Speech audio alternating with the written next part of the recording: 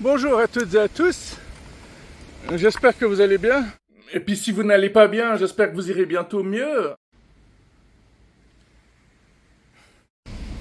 Là, je suis assis sur le genre de banc où personne ne s'assoit jamais. En tout cas, j'ai jamais vu personne. Bon, forcément, la vue, elle est pas terrible en face. Ouais, sauf si t'adores voir des voitures ou des parcs en pleine ville, complètement jaunis par le soleil. Bon, c'est assez courant de voir plein de bancs vides. C'est beaucoup plus rare de voir des bancs occupés. On se demande vraiment à quoi ils servent parfois, hein. Ils sont placés un peu n'importe comment, juste pour dire ah bah tu vois, on a mis des bancs. Non mais en plus, il y en a qui sont placés devant la route ou parfois ils sont juste devant un buisson. Donc si tu aimes observer un buisson, c'est cool, mais sinon je viens de voir un camion faire une manœuvre pour faire demi-tour. C'est toujours assez impressionnant, hein. Ouais, j'ai connu une femme pakistanaise qui disait moi, je suis beaucoup plus impressionné par les chauffeurs poids lourds, les chauffeurs de bus que par les pilotes d'avion. Parce que les chauffeurs, ils doivent faire des manœuvres, reculer, tandis que bah, l'avion, il va toujours tout droit, il recule pas. Ouais, c'est une façon de voir les choses, mais je pense que ça manque quand même un petit peu de culture, hein, ce genre de phrase. Ouais, c'est encore moi qui vais me faire traiter de raciste maintenant, simplement parce que j'ai dit le mot pakistanaise, hein. Franchement, ouais, c'est là que tu vois que l'extrême gauche, les gauchistes, c'est aussi des emmerdeurs. Vous savez que j'ai dû retourner cette scène parce que dans celle d'avant, j'ai eu un postillon qui est parti.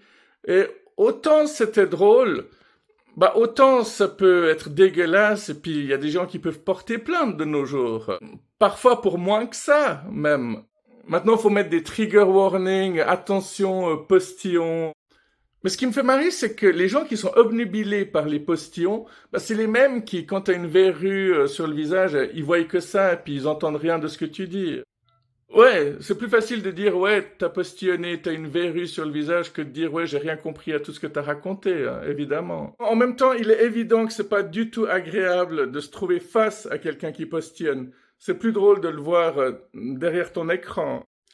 Bon, depuis quelques jours, je suis chez des amis, je suis en train de me ressourcer, je suis dans un village assez sympa. Et moi, quand je suis perdu, j'adore poser des questions à tous les passants. Où se trouve tel supermarché? Où se trouve la pharmacie? C'est quel genre de pharmacie? Et puis, autant je m'attends à ce que les gens m'envoient tous chier, balader pour être poli, euh, autant je suis surpris que dans ce village, personne ne m'a dit, bah, vous avez pas un téléphone, vous avez pas Internet. Non, tout le monde a plus ou moins répondu à mes questions. Ils m'ont tous dit, vous voyez où se trouve le centre, vous voyez où est la commune, alors là vous partez sur la gauche ou alors vous partez sur la droite.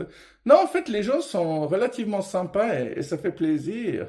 Alors, je dis régulièrement que j'essaie un peu de m'ouvrir l'esprit un petit peu tous les jours. Donc, c'est pas évident et c'est pas toujours possible non plus, hein. Mais j'ai remarqué, par exemple, hier, que tu peux avoir affaire à une serveuse dans un resto qui a pas du tout l'air sympa, qui est pas du tout souriante, mais qui peut quand même être super sympa et très professionnelle, et franchement, ça fait plaisir. Oui, parce que la serveuse qui m'a servi hier n'a pas souri une seule fois, pas une seule fois quand je lui ai dit merci, merci beaucoup, merci infiniment. Elle m'a répondu soit de rien, service, pas de souci. Non, mais c'est là que je me suis rendu compte que c'est pas si important que ça, ce genre de petits détails. Ouais, parce que ceux qui sont tout le temps là, bonjour monsieur, comment ça va monsieur, bonne journée monsieur, à bientôt monsieur, c'est ultra saoulant aussi. Surtout quand tu sens que c'est pas sincère. Parfois, ressentir la bonté, la bienveillance, la politesse de quelqu'un, c'est assez subtil et ça doit se ressentir. Et pour bien ressentir, il faut avoir une grande sensibilité, hein. Un trader, il peut pas ressentir ce genre de truc, par exemple. De toute façon, un trader, il s'en fout que tu sois poli ou pas avec. Tout ce qu'il veut, c'est son fric. C'est marrant parce que sur ma chaîne, ça passe toujours ce genre de phrase, hein. Les traders, les assureurs, ils s'en foutent s'ils tuent des gens au passage, du moment qu'ils ont leur salaire à la fin du mois. Ouais, ou à la fin de la journée, hein. 2000, 3000 francs à la fin de la journée. Ouais, puis après, ils critiquent les filles qu'il y a sur OnlyFans, hein. Je suis sûr qu'ils sont jaloux, en fait. T'imagines une belle fille qui sort avec un mec qui est trader pendant que elle se fait des thunes sur OnlyFans, mais Mais c'est une vie de rêve, ça. Ouais, sauf si on est bienveillant, évidemment. Mais bon, la bienveillance, c'est comme la gentillesse. C'est un truc de PD. J'adore sortir ces phrases de droite parce que elles sont tellement pathétiques et en plus, eux se rendent pas compte que c'est complètement ridicule. J'aime bien parce que souvent quand je dis ce genre de phrase, je me mets des gens dans la poche euh, et ils se rendent pas compte que je vais leur tirer une flèche en plein cœur juste après. Bon, aujourd'hui, pendant que je faisais du vélo, je suis allé dans un tacos, resto tacos, que j'avais repéré hier, justement, pendant que je faisais un autre tour à vélo. Et voilà, j'ai décidé d'aller manger là. Euh, les deux mecs qui bossaient là-bas, de nouveau, n'étaient pas très accueillants, pas très sympas, pas très bavards. Pourtant, il y en a quand même un qui m'a rempli la fiche que je devais théoriquement remplir moi-même. L'autre, il m'a même pas dit bonjour. Et puis je me suis dit, ouais, bon, mal élevé, hein. Ces étrangers qui viennent chez nous. Vous avez remarqué que ces étrangers, ils se font tout le temps insulter. Tu vois, s'ils bossent pas, ils se font critiquer. S'ils bossent, mais qu'ils te disent pas bonjour, ils se font critiquer. Si te pique ta femme, bah tu te dis pas que c'est toi qui étais assez con pour la laisser partir. Ou que t'étais certainement pas assez bien pour elle, mais ouais, ça je voulais pas le dire à la base. Bon, qu'est-ce que je disais déjà? Ah oui, je suis allé dans un tacos. J'ai mangé mon tacos, il était très très bon. Bon, alors c'était marqué à l'entrée 11 francs pour un tacos et un soda. Euh, et puis quand j'ai demandé de la viande mixte, ils m'ont dit, ah mais si c'est mix, ce sera 12 francs. J'ai dit, non, non, non, c'est bon, en ce moment j'essaye quand même un petit peu d'économiser, donc j'ai pris celui à 11 francs. Mais pourquoi je vous raconte tout ça? C'est parce que vers la fin, j'ai entendu ces deux mecs parler en persan, en dari exactement, qui est la langue que je parle, parce que je viens d'Afghanistan pour ceux qui ne le sauraient toujours pas. Et quand j'ai commencé à leur parler en dari, en persan, ils étaient un peu surpris parce que les deux m'ont dit que à aucun moment ils n'auraient pensé que j'étais afghan. Premièrement parce que je parle peut-être un peu trop bien le français. Deuxièmement, les gens ils pensent souvent que je suis turc. On m'a sorti irakien aussi. Et puis parfois on va jusqu'à l'Iran, mais les gens s'aventurent pas plus loin. Il y a très peu de personnes qui devinent que je suis afghan. Mais je pensais qu'au moins les Afghans eux-mêmes le sentiraient quand même. Alors voilà, j'ai passé un petit moment assez sympa à discuter avec les deux. D'habitude, je les évite, hein. Quand j'entends des gens parler persan, je leur parle pas toujours parce que j'ai un peu peur qu'ils soient trop différents de moi.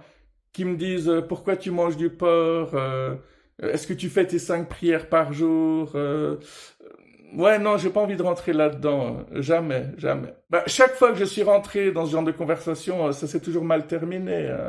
Parce que je suis un véritable électron libre. Et ça déplaît beaucoup.